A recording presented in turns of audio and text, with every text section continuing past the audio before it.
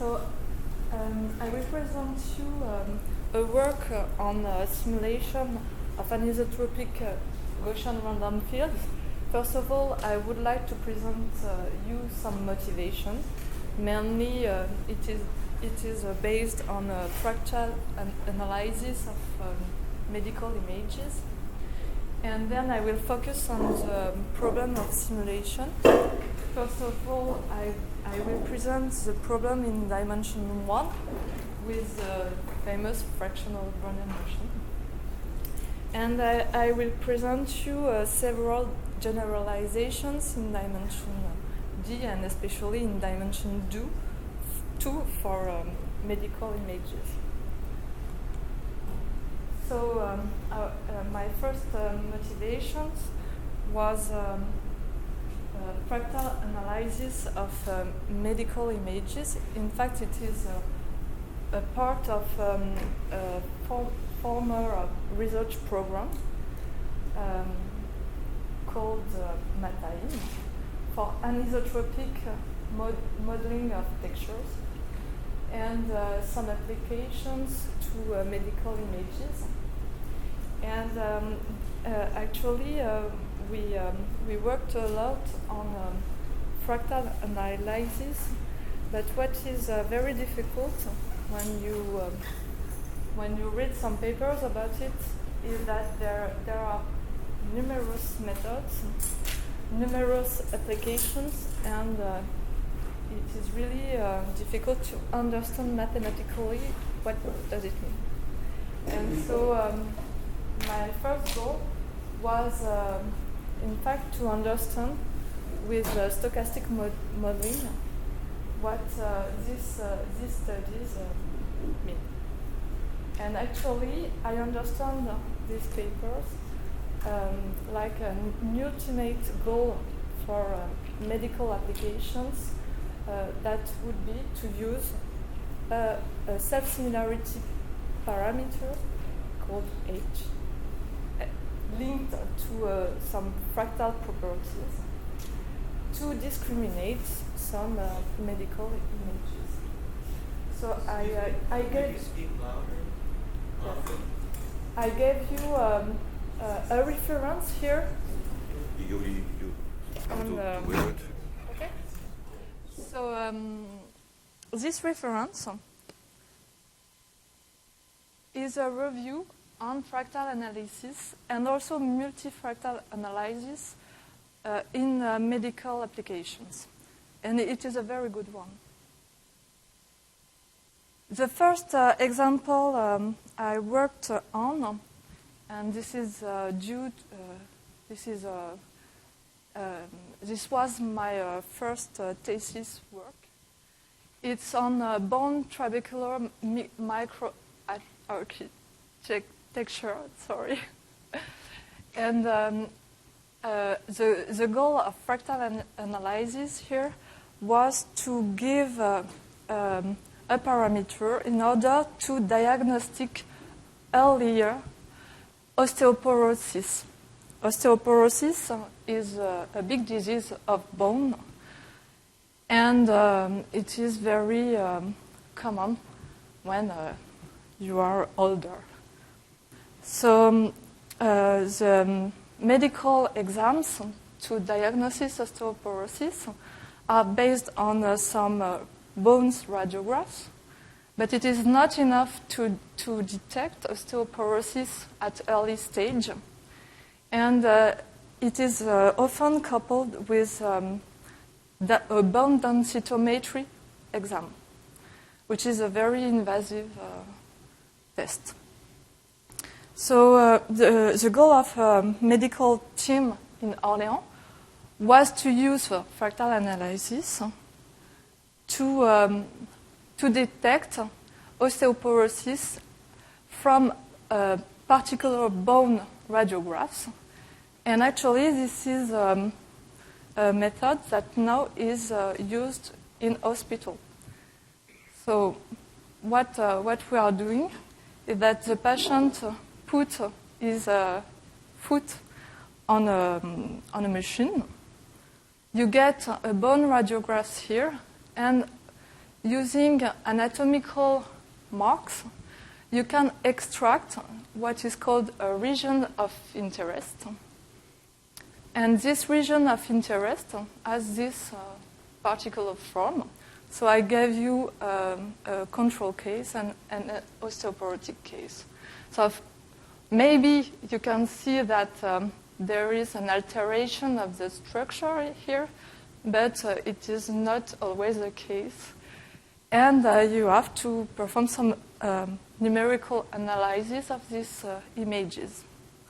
Several authors have been working on self-similarity properties of this kind of images. And medicals and engineers have validated the use of self-similarity with several methods. One is based on power spectrum. One is called power spectrum method, and it is based on a Fourier transform of images. And the authors tried to find a power-law relationship on the Fourier transform of the image. Another one is based on variograms, and it is a spatial method, so you don't need to do a Fourier transform of the images. And with these studies, the doctors have proved that you can discriminate osteoporotic and control case, but you see that the lag is very short between the two cases. So it is now used in hospital coupled with a densitometry exam, and it gives very good insights. The second example we've been working on in the project was on the issue of mammograms, and especially on breast cancer. Actually, when you're looking to a mammogram, you can see two sorts of tissues in breast, the dense breast tissue and fatty breast tissue. And doctors believe that the proportion of dense tissues is linked to a risk factor to develop breast cancer. So actually, they look at mammograms and they classify patients in four categories that depend on the proportion of dense tissue that they just watch.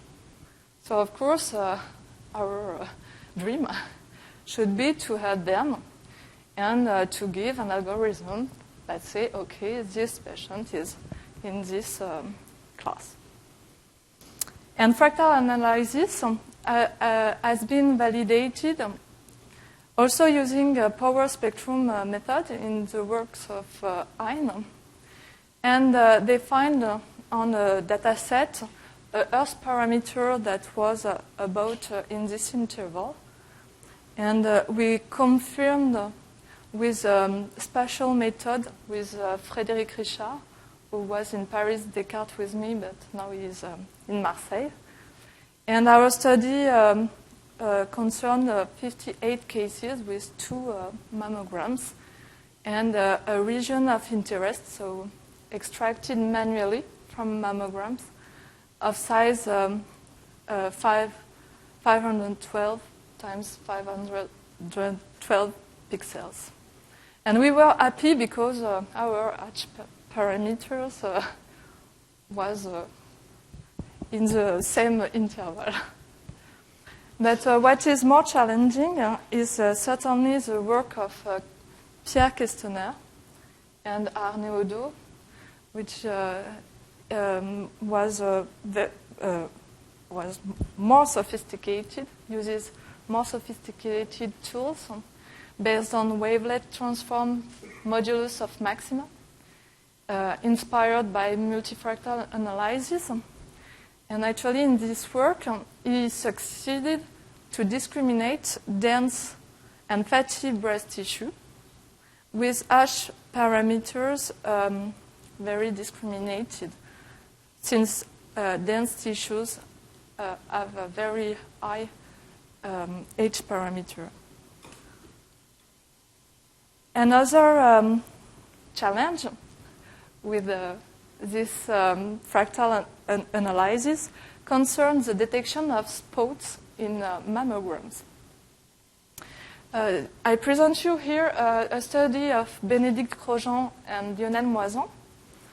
They have been working on a region of interest of a real mammograms, and they have simulated a spot inside it, and so there is a contrast with the mammograms, and here the difference is the size of the spot. So what you should see is that as the spot increase, actually you can't detect it anymore in the last figure. And this was observed by a physicist, Burgess, who was very surprised by this fact. And actually, if you take this experiment in a white noise picture, that is, your pixels are just thrown at random independently, what you observe is that as your spot increases, you will detect it better. So this is this link with the size of the spot and the contrast you have to do with your background to detect something in these images. And actually, in mammography, it is different. The slope is positive.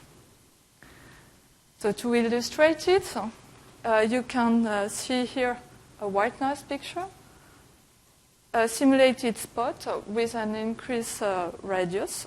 So here is the size in pixel, and we don't we don't change the contrast. So in white noise, you see well the spot. There is a sort of correlation that is seen. And here are simulated fractional Brownian field with different parameters, h equal 0.3 and 0.7, and the same spot is added. And you see the same fact as on real mammograms.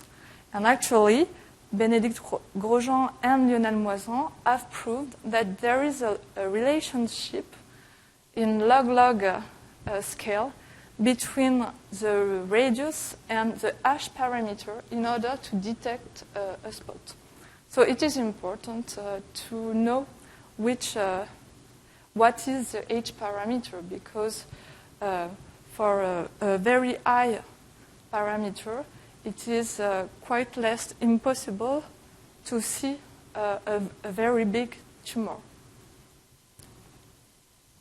So now let's focus on my topic, the simulation of Gaussian random fields. So I will first present you the case of one-dimensional fractional Brownian motion, because I believe that this is the toy stochastic model for fractal analysis.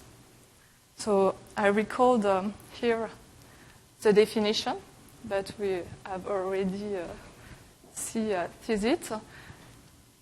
Just remark that I defined it for on the whole real lines and not only for positive value. And this can be done just using the absolute value for the parameter.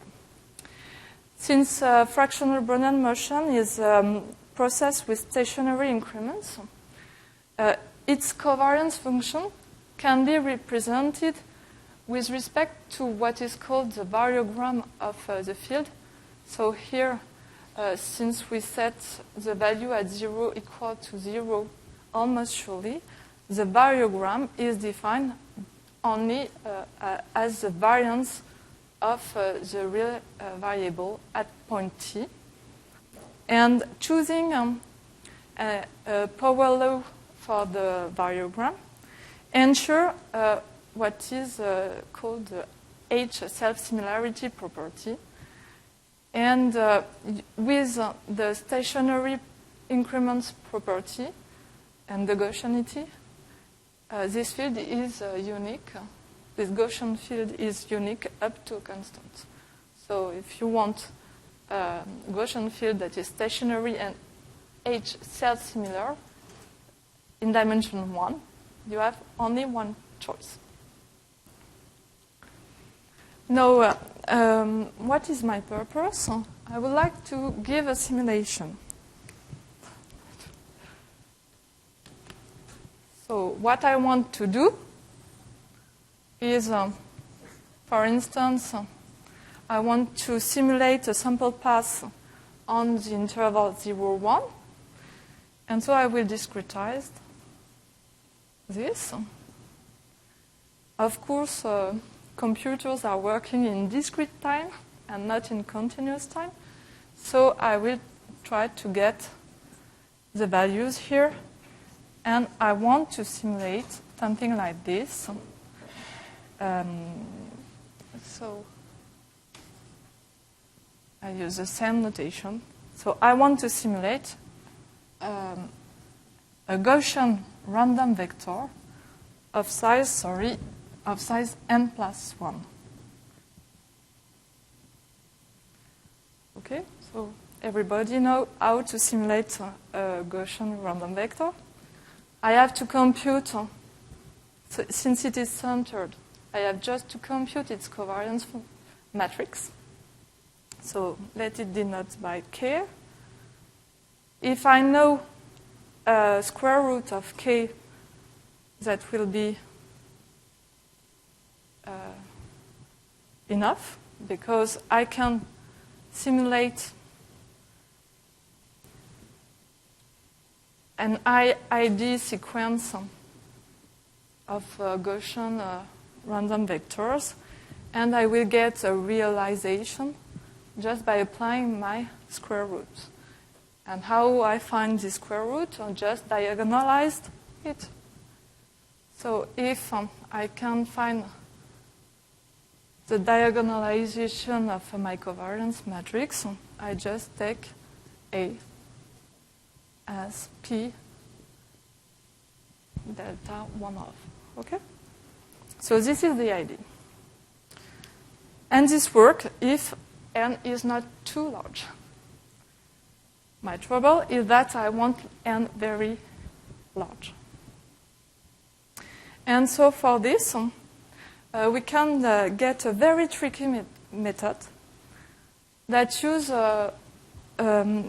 principally the stationarity property of the fractional Gaussian noise, actually. So if I want to simulate this, I will first use self-similarity property in order to simulate only these Gaussian random vectors. And I will use stationarity of the increments in order to write these random variables as a cumulative sum of increments. Why increments? Because here I recognize the fractional Gaussian noise. That is a stationary process. It is a centered stationary process, and the covariance is given by this formula. And when I want to simulate a stationary process, I can use what is called the circulant embedding matrix method. That is due to my knowledge to Dietrich and Newsom. And that can be applied for some quite general stationary Gaussian process. The idea is to use this algorithm, but I want to find the square root of my covariance matrix. To do this, I use first stationarity of the process, and I have to simulate my process on an equispaced grid. In this case, I can write the covariance matrix as a toplets matrix. And I use just or to K to denote the covariance. And if I know the first line of this covariance, I know the covariance. So here, the matrix has size n plus 1 times n plus 1, but in fact, it depends only on a vector of size n plus 1. So yes, I reduce the complexity. Once I have a toplets matrix, I can embed it in a symmetric circulant matrix just by switching my vector. Actually, this is based on the kind of periodic symmetrization. And I obtain a matrix of size now 2n times 2n, so bigger one. But this is a circulant matrix. That means that to obtain this column, I just have to push this column and so on. And what I've done, by choosing here the reverse size of my first vector, is that I can recognize in the first part the the covariance matrix of my initial vector. So this circulant matrix embeds my covariance matrix. And what is very good with circulant matrix is that we know it's diagonalization. And it is diagonalized by Fourier transform, discrete Fourier transform. Not only we know its eigenvectors, but also its eigenvalues that are also given by the Fourier transform of the first line or column that only define the circulant matrix. And so it is very, very easy to simulate a Gaussian random field with covariance matrix S as soon as I know that S is a covariance matrix. Okay? I know just that this is a covariance matrix. This is a symmetric matrix, but is it a covariance matrix? That is not clear. This is a result for fractional Gaussian noise of Perrin and al. That succeed to prove that in the case of fractional Gaussian noise, the minimal circulant embedding matrix is a covariance matrix. So that is just means that all eigenvalues of S that I can compute by Fourier transform of S are positive. And then, since this diagonalization is on complex set, you have to use complex Gaussian random vectors, and you obtain two realization independent with covariance matrix S, and it is enough to restrict the vector to obtain two independent realizations. So the cost of this method is very few because you use a fast Fourier transform, and this is n log n, to compare with Cholesky method to diagonalize matrix. So here are some simulations with this algorithm. And here on the realization, you can see the main properties that are used for fractional Brownian motion. So Céline already speak about critical order exponents linked to regularity. As h increases, the regularity increases. And also, h is linked to fractal dimension, and that's why we call it fractal analysis, because the Hausdorff dimension of the graph of h is given by 2 minus h and is not an integer. So we say that it is fractal. Now, let's talk about some generalization in dimension D, and especially for images, because if you remember, I was working on this kind of images, mammograms, but also on this kind. They are very different, in fact. And there is some property, anisotropic property, that interests doctors in order to improve diagnosis. So the first generalization I will present you concern generalization. So all generalizations will be Gaussian random fields centered with stationary increments. So there is always just one thing to consider. It is the covariance function. Since I assume stationary increments, I can write the covariance function with respect to the variogram. And I can define this covariance function as soon as the variogram, this function here, is a negative type function on ORD.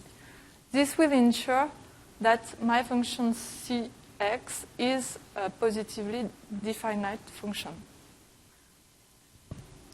So I just record here this property. It is very similar to the definite type function, except that we restrict the weight just to be of zero mean. So I can define a random field as soon as I have this property. Now, I know a variogram function in dimension 1. This is the fractional variogram, fractional Brownian motion variogram. And so it is easy to construct a variogram on ORD just by considering, for instance, a finite positive measure on SD-1. And I will integrate the variogram function that is a real function that is defined on a real, on OR. And I will just set it at this scalar product. So x is in ORD, theta is a direction, and I can integrate against a positive measure. Once I do that, it is easy to see that since this measure is positive, I will ensure this property. But with the particular form of the fractional Brownian variogram, I can see that this function can be written like this, just because you write x as its norm times this angular part, and the norm comes away from the integral, and so CH here is just this integral with this factor instead of this. Sorry. So I can consider a Gaussian random field with this variogram and covariance function. And what are the main properties now? It is still H self-similar because of this. It has still H as an almost sure critical exponent.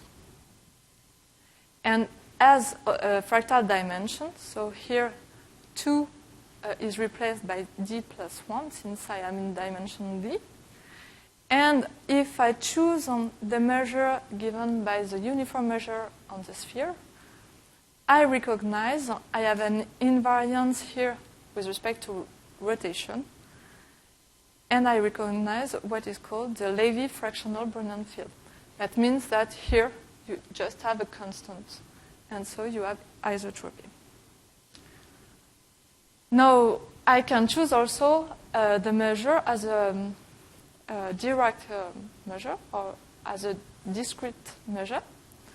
And when I do that, I just have to choose angles, direction, and weights.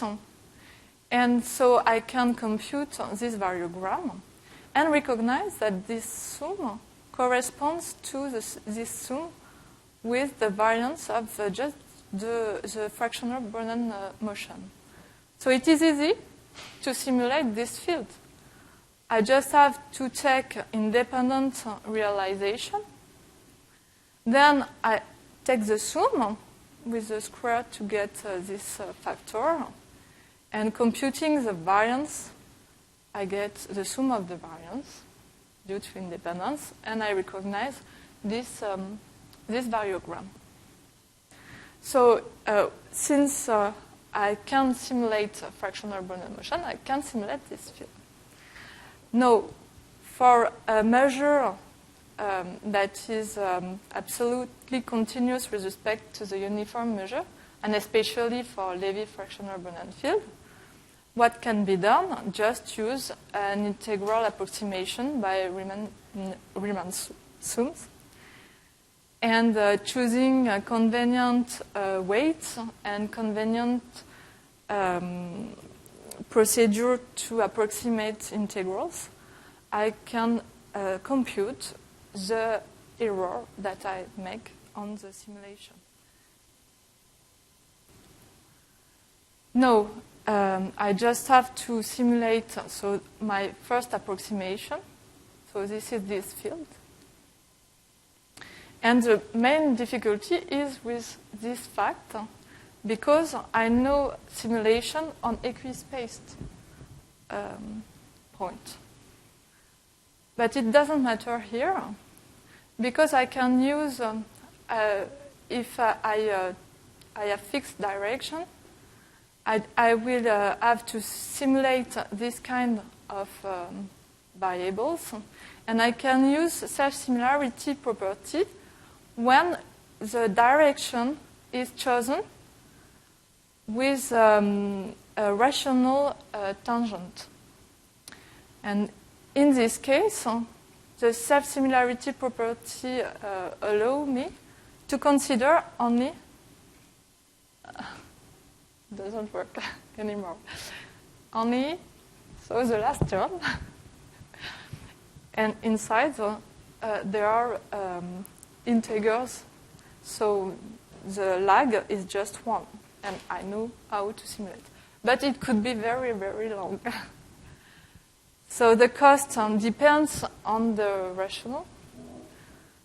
And we have developed an algorithm that allows to minimize, to choose the angles in order to minimize the cost. And we also give error bounds for the Kolmogorov distance between the fields. This was a joint work with Lionel Moison and Frédéric Richard. So here are some simulations. Here it's for fractional Brownian field, isotropic. And we were concerned with the effect of the lines. This method is called turning band method, and it is due to Matt theorem for stationary Gaussian fields. So here you can see that on the top level there are realizations, and the bottom one corresponds to variograms, exact variograms that we can compute. And so when there are few lines, you have this straight line that appears also on realizations. But as k increase, it disappears, and the simulation becomes isotropic. Now you can, of course, use this to get anisotropic realization. And the first example we have considered is choosing not a uniform measure, but a measure with a cone whose side is given by alpha. So when alpha equals p over 2, this is the isotropic case. So you have the variogram still here and the sample path realization over there. And as alpha decreases, what was really surprising for us, so see it's for a huge number of lines, you can see, actually, a line effect also on the textures. But this is not due to the method of simulation. We believe that this is due to the sharpness of the function. So I will now present you the simulation of operator scaling random fields that Céline introduced just before. So this is a work still in preparation. And it concerns some particular cases of operator scaling random fields. Maybe the first remark we should give is that it is quite easy to define anisotropic random field using harmonizable representation, because you just have to choose a function. So the harmonizable representation is given by this. So yes, I will write this. If I consider on or d equal 1. So for fractional Brownian motion, you consider this function. There is an isometry, so you just have to get a function that is integrable with respect to the minimum here. This gives you a kind of Levy measure. And so you can define an harmonizable random field in ORD just by switching with a scalar product. And classically, you can consider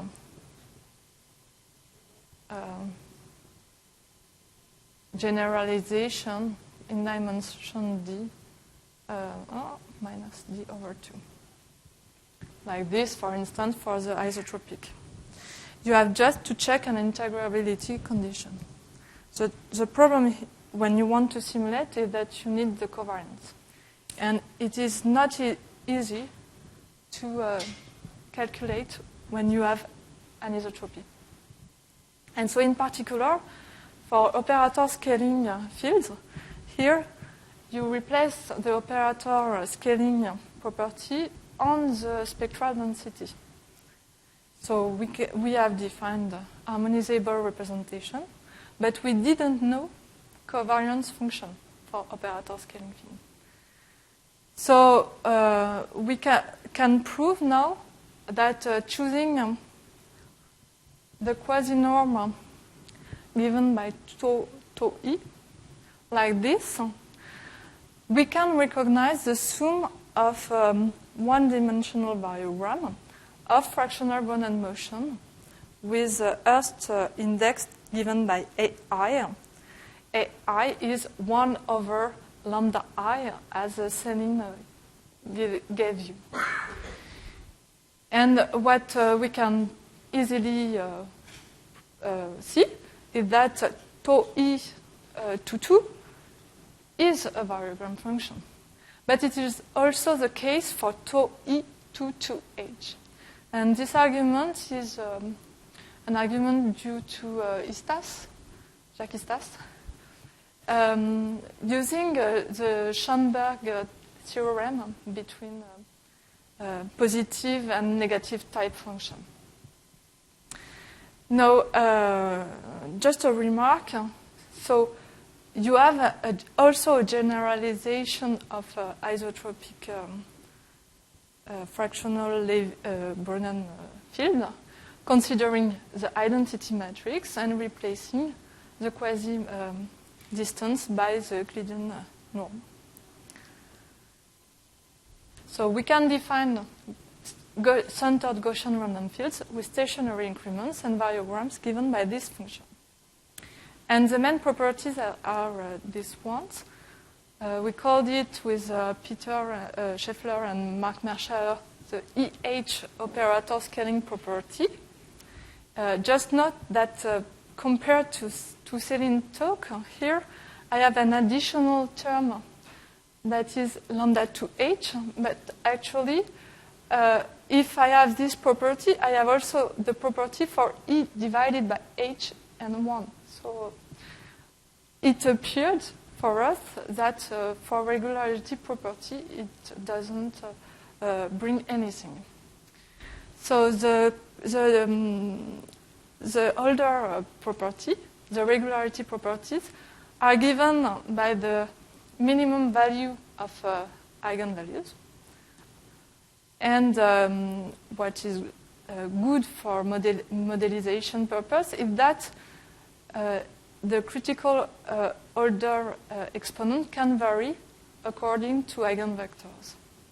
But of course, the fractal dimension doesn't vary in that direction. So what is the idea to simulate this? It is due to an idea of Stein that uses a local stationary representation of fractional Brownian field. And this is quite complicated. It is based on the introduction of a new function that is very near from the variogram function of a fractional Brownian field, but that will be a covariance function with a compact support. And this is very important to have a compact support in order to stationarize the process. So we define this function. So I present you the case of dimension 2 and the diagonal case. And if you can prove that this is a covariance function on ORIE 2, you can define a centered Gaussian field, and you obtain your operator scaling field just by adding some fractional Brownian motion independent in the two directions. Now, if this function is a covariance function, you can periodize it, and then you use generalization in dimension 2 of the circulant embedding method to get fast and exact synthesis for the fields. And the cost is very few. The problem here is to check that the matrix is, the function is a covariance function, but you can, since you know the eigenvalues, you can test it numerically. And actually, Stein managed to prove the covariance function property for the Euclidean norm in the covariance function here, instead of 2e, for h less than 3/4. And here you have some realization of fractional Brownian fields. Just a comment, sorry. This proof is actually not correct. But numerically, it works. And so here are the simulations for operator scaling fields. And what was very surprising for us was the effect of the H parameter on the texture. Because as H increases, you have some lines that appear. And this is due to a kind of independence of the lines, I believe. And I will stop here. Sorry, Gunnar.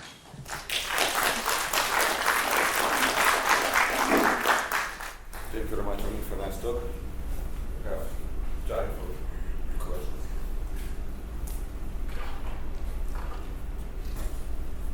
You have the simulation for a fixed grid.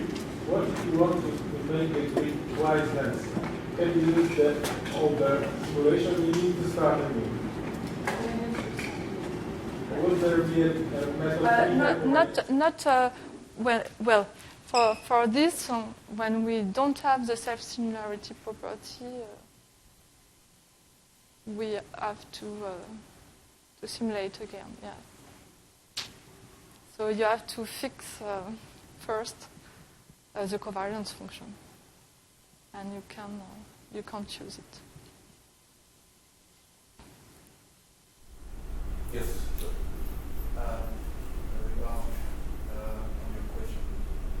I think in the one-dimensional case, if you want to jump the dash point, it has been paper by using wavelet methods by, let's say, ORIE, where Meyer. Yeah, Meyer, and where you can have simulation. Yes, but there are not exact simulations. This is based on an approximation. But here are the simulations. That depends on your problems. Okay. I have a question of my own, if I may. It's not exactly the same question as this, but it looks like. I mean, I would like, let's say, two grids. I would not.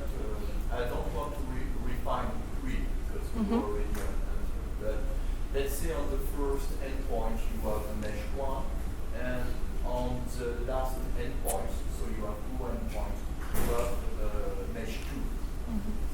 So obviously you can do with the mesh 2 have mesh 1, but if you want to generalize the thing, you want to speed up a little bit the thing and not to be on the final grid everywhere. Is it possible to generalize your method so that you consider such a grid with doubling the mesh sometimes? There are some Kriging methods, but I think that it is very costly for this kind of image.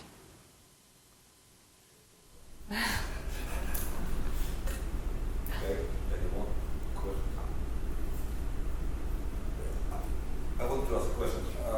When sort of in the middle of the talk you showed us how to simulate a random field, right? Sort of a self-similar random field by approximating by sort of directional fractional Brownian motions, which we have this nice approach. So can one maybe sort of speed it up a bit? So if you're not only approximated by directional, but suppose your measure mu has some component that is uniform. So it's uniform and then on top of it something else. So to generate a uniform theory, you can probably don't need to approximate right with directions. You can do some approach like this with circulant directly in RT. In harmonizable representation? Well, no, the ones in the one-dimensional case, you had a very nice approach, right? Where you embedded the matrix into a circulant matrix. So can one do it in nice cases directly in RT? Okay, I understand. So the trouble is to compute the variogram.